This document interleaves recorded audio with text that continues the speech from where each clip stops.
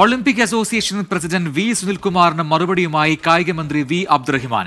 കായിക സംഘടനകളെ നിയന്ത്രിക്കാതെ കേരളത്തിന്റെ കായിക മേഖല രക്ഷപ്പെടില്ല.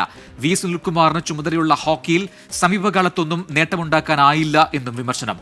മന്ത്രിക്ക് പിന്തുണയുമായി സ്പോർട്സ് കൗൺസിൽ രംഗത്തെത്തി.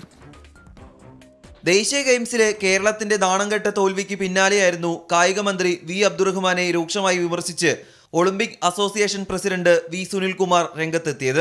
എന്നാൽ കേരളത്തിന്റെ കായിക മേഖലയിൽ തെറ്റായ പ്രവണത നിലനിൽക്കുന്നുണ്ടെന്നും ഇതിന് കാരണം കായിക സംഘടനകളാണെന്നും മന്ത്രി തിരിച്ചടിച്ചു. സുനിൽകുമാറിന് ചുമതലയുള്ള ഹോക്കിയിൽ സമീപകാലത്തൊന്നും നേട്ടമുണ്ടാക്കിയില്ലെന്നും മന്ത്രിയുടെ പ്രതികരണം. അദ്ദേഹത്തിന്റെ ഇനം ഹോക്കി എൻ്റെ അറിവിൽ കഴിഞ്ഞ 10 വർഷമായി ക്വാളിഫൈ ചെയ്തിട്ടില്ല. അപ്പോൾ വിമർശിക്കാൻ നിൽക്കുമ്പോൾ ആദ്യം പഠിക്കേണ്ടത് ഞാൻ ചെയ്യുന്ന ജോലി ആത്മാർത്ഥമായി ചെയ്യണ്ടോന്ന്.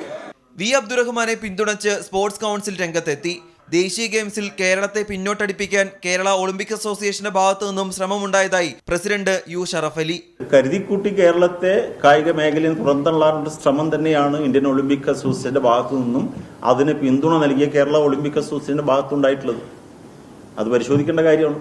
കേരളത്തിന് ഉന്നതമായ സ്ഥാനം കിട്ടുന്നത് ഒഴിവാക്കാനുള്ള ശ്രമം നടത്തിയോ എന്ന് പോലും സംശയിക്കേണ്ടിയിരിക്കുന്നു. കായിക മന്ത്രി വി അബ്ദുറഹിമാൻ വട്ടപൂജ്യമാണെന്നും ദേശീയ ഗെയിംസിൽ പങ്കെടുത്ത താരങ്ങൾക്ക് പിന്തുണ നൽകിയില്ല എന്നുമായിരുന്നു ഒളിമ്പിക് അസോസിയേഷന്റെ വിമർശനം. 24 കോഴിക്കോട്.